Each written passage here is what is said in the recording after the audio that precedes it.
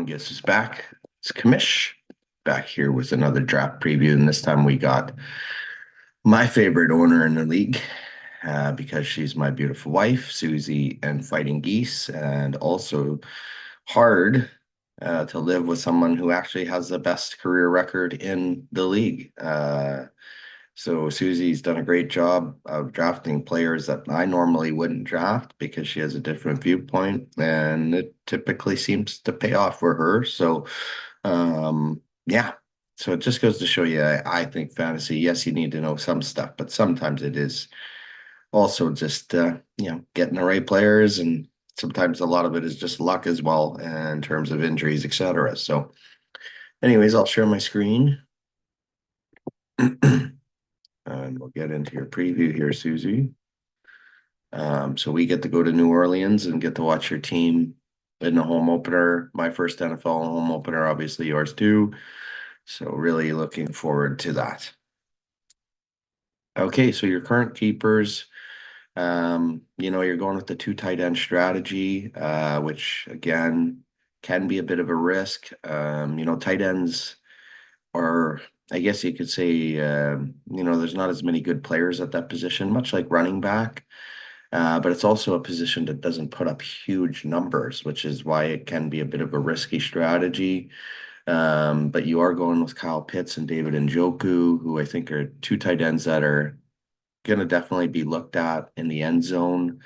I think Kyle Pitts gets better now that Atlanta has a decent quarterback. Also, the fact that they're getting more talent around them, Drake London and Darnell Mooney. So I think Pitts will probably start to get a little bit more targets. Njoku, I'm a huge fan of the Chief. They call him in Cleveland. I actually picked up his jersey last year. Huge fan, and I'm glad that you like him as well because we get to cheer on Cleveland together.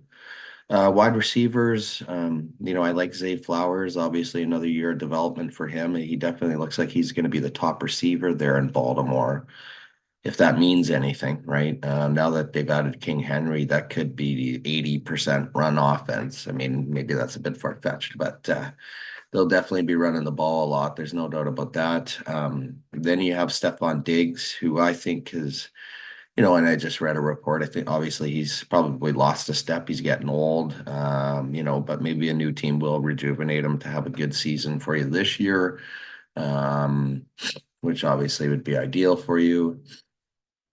We'll get into your draft picks in a moment, but one of these keepers will likely have to be replaced anyways, and it could be Tony Pollard, now on Tennessee.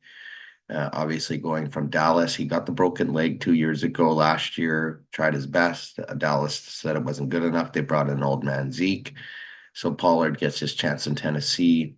Could be a timeshare though with Ty J. Spears. And then I'm a big fan of your IDP as well, TJ Edwards. This guy did well in Philly before he left, and then last year went to Chicago and put up some big numbers and some good volume. All right, so this is where I think things look really good for you. I don't think anyone has a draft pick scenario as good as yours. I mean, you got 6 picks in the first 40. Some people only have 6 picks in the first 10 rounds. Uh, that's crazy. And you're also picking first and eighth. So you're going to get two probably good rookies there to maybe be future keepers, replace guys like Tony Pollard, Stephon Diggs. And then clearly you round out the rest of your lineup.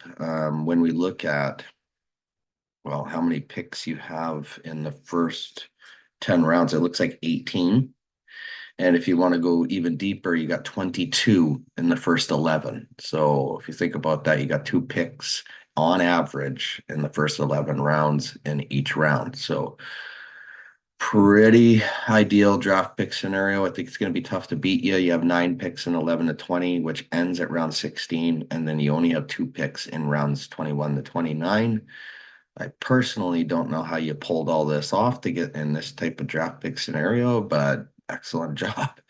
Um, yeah, I don't just it's just crazy that you actually still have some pretty decent keepers. And the fact that you have these kinds of picks, if people are not scared of your team, I think they might want to reevaluate. I know for myself, looking at your team, if you have a good draft, I would say, each year you look, there's probably two or three teams that look like they might win it. And if you're definitely put yourself in a position to be one of those teams, and if that's the case, I know teams like myself or smart owners likely will be selling at the deadline to redo for next year. But great scenario for you. Likely first pick, I think it's pretty obvious. Marvin Harrison Jr. Me and Sean are on the same page there. I think shouldn't take you long to put that ballot in. I don't know how long the timer is. I know it's not like Dynasty, but pretty sure you'll be making that pick in the first few seconds. Marvin Harrison, I think, is going to be a great receiver for years to come. I know, yeah, the landing spot might not be the greatest, but I don't care. This guy's going to be elite. And there's really maybe two wide receivers like that. Apparently, Neighbors is also just as good. So we'll have to see. Potential storylines. So I didn't get Sean's take in time here for the video, but I know Sean does respect you a lot. Loves having you in the league, and I appreciate that, Sean. For Susie, she does take time away from the kids and stuff to do this stuff. So she likes football, but I know she's not quite as passionate as I guess I used to be, or some of the other guys in the league, but I really do appreciate having her here. Fills the slot, and yeah, she puts the time in, and that's all I can ask for. And it's cool to have a spouse that likes football. And then for me, potential storylines if things go well, I think you're going to be champ. Honestly, I think this is your year to potentially try to get that second title. That would put you right there with True North. And if you get that second title and you have a better career record, does that make you the best owner in history? I think right now you got to give it to True North. He is the best owner in history in this format just because of the two titles and his consistent production.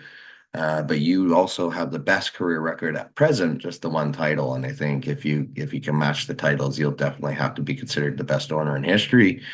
I think if things go bad, you're still making the playoffs. I don't see how this team, with your keeper quality, which is pretty decent, it's not the best, but it's pretty decent to have that amount of picks. I don't think anyone can touch you this year, but I think other teams will compete. There's a couple other teams that I've identified for sure that look like they will compete, but I definitely have you near the top, and you are my preseason pick for champion.